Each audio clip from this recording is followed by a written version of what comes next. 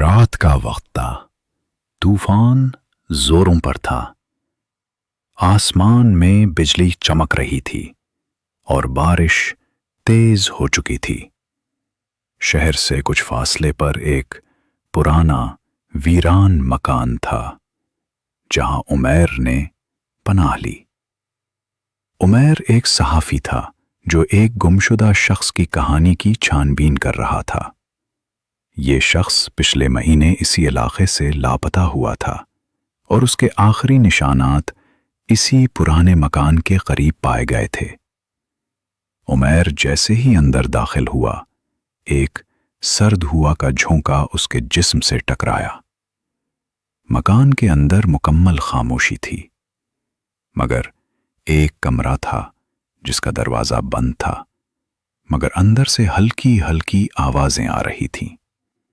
وہ آہستہ سے دروازے کے قریب گیا، کان لگایا۔ اندر کسی کے چلنے کی آواز تھی، جیسے کوئی زمین پر کچھ گھسیٹ رہا ہو۔